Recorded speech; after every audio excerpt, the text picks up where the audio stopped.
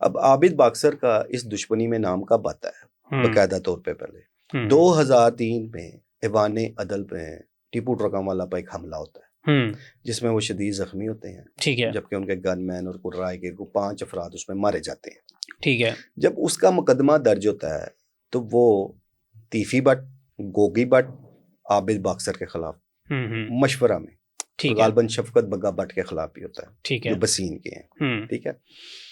अब वो हमला कराने में एक उस वक़्त का भी नामी गिरामी शख्स था जिसका नाम था मुबीन बट, ठीक है, खालिद चिट्टा, आमर बोड़ा, अच्छा, ये सब ग्रुप ने ये हमला असल में किया था, ठीक है। उसमें आमर बोड़ा जो है वो आज भी साहिवाल जेल में है, अच्छा, ठीक है। मुबीन बट भी मुबैना पुलिस मुकाबले में मारा गया, उसे भी जेल से निकाल के मारा गया था। खालिद चिट्टा पुरस्रार तौर पर जहां बाग हो गया इस्लामाबाद में, ठीक है। उसकी अब होता क्या है, अब इसमें भी मैं आपको एक बात बताऊं, एक चलें आपके प्रोग्राम के जरिए एक बात बताता हूँ। तीफी बट और गोगी बट चूंकि टीपू ट्रकामाला के मुखालिफ थे, दुश्मनी कह लें आप इसको, बिल्कुल, लेकिन उस वक़्त आबिद बाक्सर और शफकत बग्गा बट का नाम एक आला पुलिस अफीसर ने उस मुकदमे में रखवाया था, ठीक है, ठीक है। इस बात का इंकिशाफ एक निजी दोस्तों में टीपू ट्रकामाला ने खुद भी किया था, निजी महफिल में, ठीक है, कुछ खास लोगों के सामने, ठीक है, ओके। तो उन्होंने कहा कि मेरी तो ना आबिद बाक्सर से लड़ाई थी या दुश्मनी थी, इवन शफका बग्गा बट के साथ भी मेरा अब मामला ऐसा नहीं था, कुछ मुखालफत थी इनकी आपस में, अब नहीं थी। उन्हें कहा मुझे तो कह के नाम रखवाया गया उसमें, अच्छा, उस ऑफिसर का भी नाम लिया। अब मैं उस ऑफिसर का नाम इसलिए नहीं ले रहा कि वो दुनिया से जा चुके हैं, SSP रैंक के थे, दुनिया से जा चुके हैं, इसलिए मैं उनका नाम नहीं ले रहा, ठीक है, ओके, ठीक है। उन्होंने रखवाया था। उसके बाद उस SSP के साथ टीपू ट्रकामाला के तल्लकात भी खराब हो गए थे, अच्छा। अब वो क्यों खराब हुए थे? वो SSP जो थे, जब वो बतौर ASI महकमा पुलिस में थे, उनका उस दौर से तल्लक था बिल्ला ट्रकामाला के साथ, ठीक है, और बिल्ला ट्रकामाला के साथ दोस्ती की वजह से टीपू ट्रकामाला उन्हें चाचा जी कहा करते थे, अच्छा, ठीक है। वो SSP साहब ASI से तरक्की करते करते जब SSP हो गए और बड़े दबंग थे और बड़े बासर थे कि DSP थे, DSP से एकदम उन्हें SP प्रमोट किया गया और उन्हें SSP की सीट पे लगाया गया था, और उनके हवाले से पंजाब असेंबली में खासा शोर मचा था उस दौर में, अच्छा, एक जूनियर बंदा है, इसको आउट ऑफ टर्न तरक्की देकर तो SSP जैसे अभी भी शोर मचता है DIG फैसल कामरान के हवाले से। अब वो क्या था कि जब ये मुकदमा दर्ज हो गया, मुकदमा दर्ज होने के बाद आबिद बाक्सर, तीफी बट, गोगी बट, ये सब लोग दुबई फरार हो गए थे, ठीक है। फिर ये लोग वापस आते हैं स्टेप बाय स्टेप, ठीक है। उसमें आबिद बाक्सर सबसे पहले वापस आते हैं और वो आके अपनी इंटरम बेल करा के तफ्तीश ज्वाइन कर लेते हैं। उस दौर में आशिक जट थे एक DSP, ठीक है, और वो CIA नवा कोर्ट में तैनात थे। आबिद बाक्सर वहाँ पेश होते हैं और फिर वहाँ से इन्हें शिफ्ट किया जाता है CIA कोतवाली, उमर विरक उस वक्त DSP थे वहाँ, ठीक है। तो मुझे अच्छी तरह याद है कि जिस वक्त इंसदाद दहशतगर्दी की अदालत में पेश किया जाता था, तो आजकल एक DSP है मकसूद गुज्जर, ठीक है, उस वक्त वो सब इंस्पेक्टर थे, वो पेश करने जाया करते थे, ठीक है, ठीक है।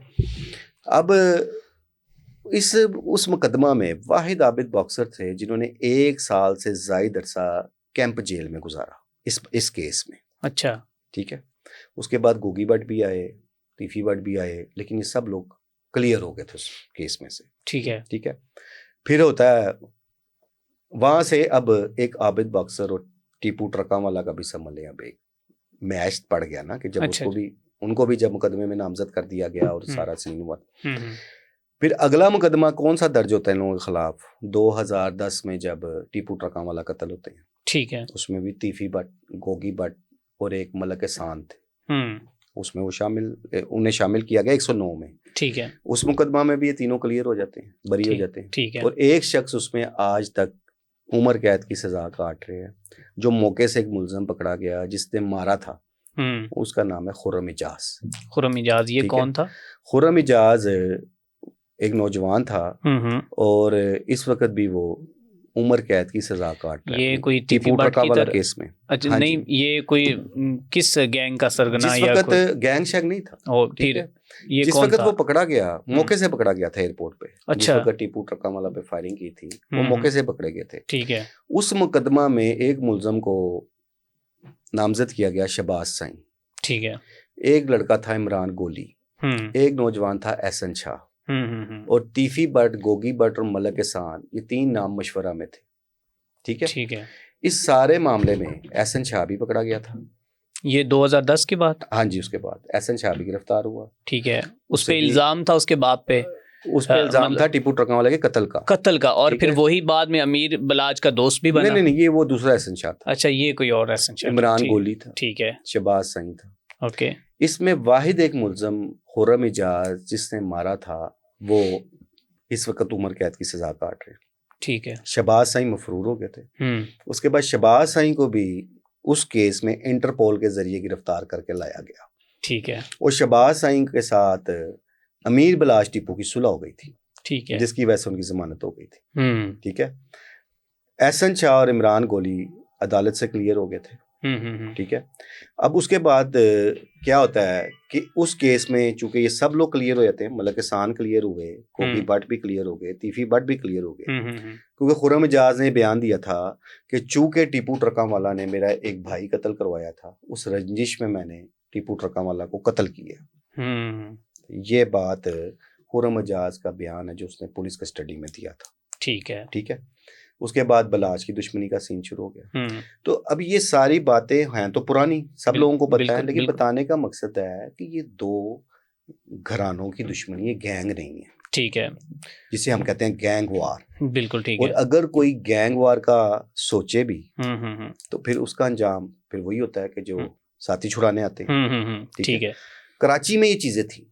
कराची में पर्ची भी चलती थी, भत्ता भी मांगा जाता था, वहाँ गैंगस्टर थे बड़े बड़े।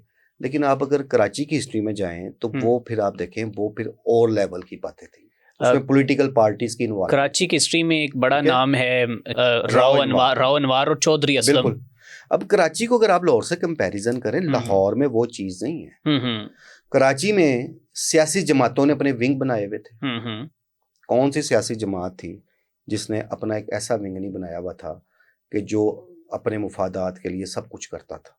ठीक है। हर सियासी जमात का एक विंग था।